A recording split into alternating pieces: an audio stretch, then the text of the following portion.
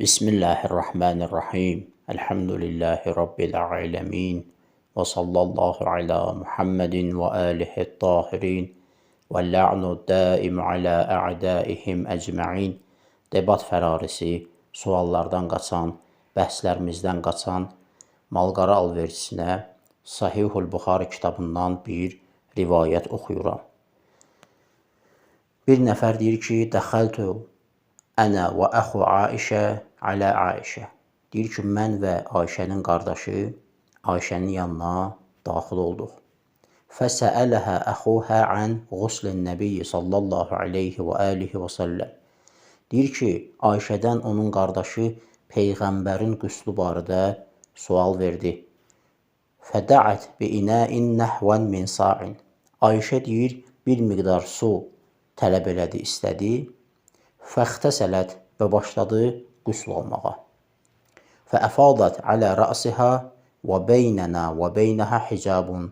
Və başladı başından su tökməyə, bizimlə onun arasında bir pərdə var idi. Sual.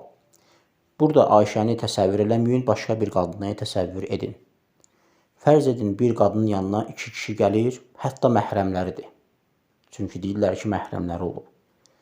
Gəlir, deyirlər ki, ay xala, ay bibi, bizə qüsl almağı öyrət. Görəsən, hər hansısa bir vəhabin yanına gələndə, bizə qüsl almağı öyrət deyəndə, vəhabilər hamama girib qüsl almağa başlayırlar. Yoxsa normal şəkildə deyirlər ki, məsələn, başı yu, sağ tərəfi yu, sol tərəfi yu. Görəsən, nə cürdür? İkinci, fərz edin bu qadın, Ayşəni yox, başqasını təsəvvür edin. Fərz ilə gəlib bu qadına deyirlər ki, bizə qüsl almağı öyrət.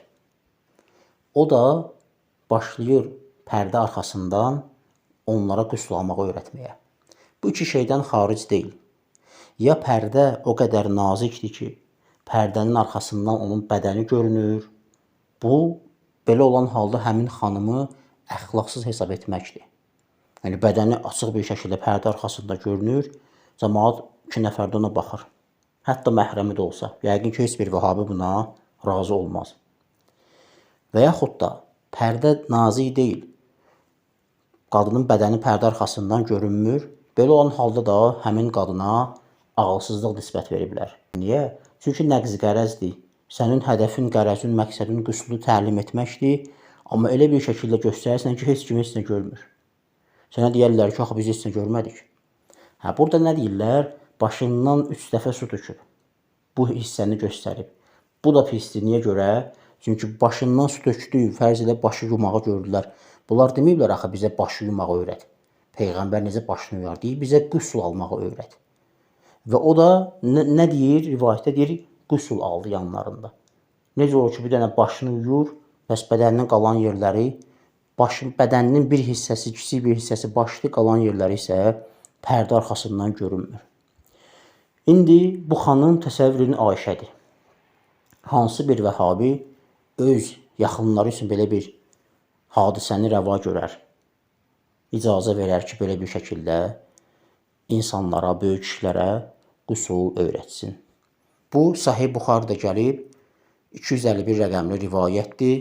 Həmçinin də Müslimdə gəlib 320 rəqəmli rivayət. Malqara alverçisinin qabağına qoyuruq bu rivayəti, buyursun, bu rivayətə izah versin. Vəlhamdülillahi Rabbil alemin və sallallahu ala Muhammedin və alihi tahirin.